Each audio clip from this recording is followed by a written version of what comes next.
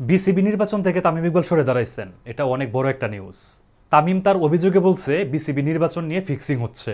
আপনারা বলেন বড় গলায় যে বাংলাদেশে ফিক্সিং বন্ধ করা লাগবে, আগে ইলেকশনের ফিক্সিং বন্ধ করেন। তিনি আরো জানাইছেন তার সাথে অনেক হেভিওয়েট প্রার্থীরাও মনোনয়ন প্রত্যাহার করে নিছে। সেই হেভিওয়েট প্রার্থীগুলোর নাম কিন্তু ফলো করে প্রচার করা হচ্ছে না। তারা হচ্ছেন বিএনপি নেতা সালাউদ্দিন কাদেরের ছেলে, আমির খুসরো মাহমুদের ছেলে এবং মির্জা আব্বাস সাহেবের ছেলে, যারা তিনজনই বিএনপির বড় মাপের নেতা। সেই বড় মাপের নেতাদের ছেলেরাই বিসিবি নির্বাচন থেকে তামিম ইকবালের সাথে সরে দাঁড়াইছেন।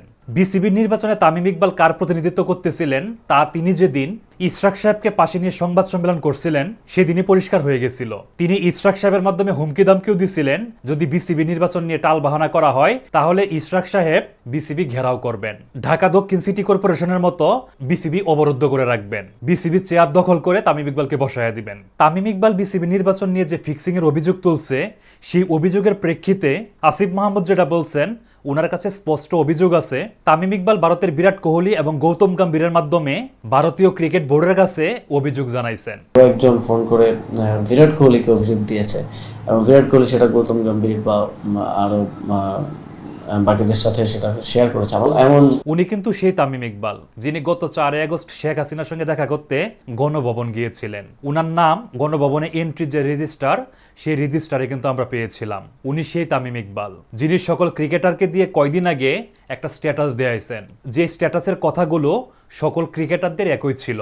এই তামিম ইকবাল ক্রিকেটার তামিম ইকবাল না, এই তামিম ইকবাল রাজনীতিবিদ তামিম ইকবাল, এই তামিম ইকবাল বিএনপি তামিম ইকবাল। এই তামিম ইকবালকে নাচাচ্ছে মূলত বিএনপির কথাতেই মূলত তামিম ইকবাল উঠবস করতেছে, যার জন্যই তামিম ইকবালের সাথে বিএনপির হেভিওয়েট প্রার্থীরা মনোনয়ন প্রত্যাহার করে নিছে। তামিম আসলে দেশের ক্রিকেটের মঙ্গল চায় না। উনি যদি মঙ্গল চাইতেন তাহলে বিরাট কোহলি এবং গৌতম গম্ভীরকে দিয়ে ভারতীয় ক্রিকেট বোর্ডে দেশের ক্রিকেটের বিরুদ্ধে অভিযোগ জানাইতেন না।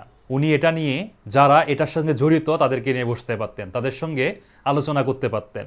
কিন্তু তামিম সেটা না করে বিদেশি ক্রিকেটারের মাধ্যমে বিদেশি বোর্ডের কাছে অভিযোগ জানাচ্ছে, দেশের রানিং ক্রিকেটারদের দিয়ে বিসিবি নির্বাচন নিয়ে কথা বলাচ্ছে, প্রকাশ্যে রাজনৈতিক দলের নেতাকর্মীদেরকে নিয়ে সংবাদ সম্মেলন করতেছে এবং সেখানে হুমকি দামকি দিচ্ছেন। সুতরাং এটা পানির মতো পরিষ্কার, তামিম ইকবাল আসলে নির্বাচনের নামে বিএনপির এজেন্ডা বাস্তবায়ন করার মিশনে নেমেছেন।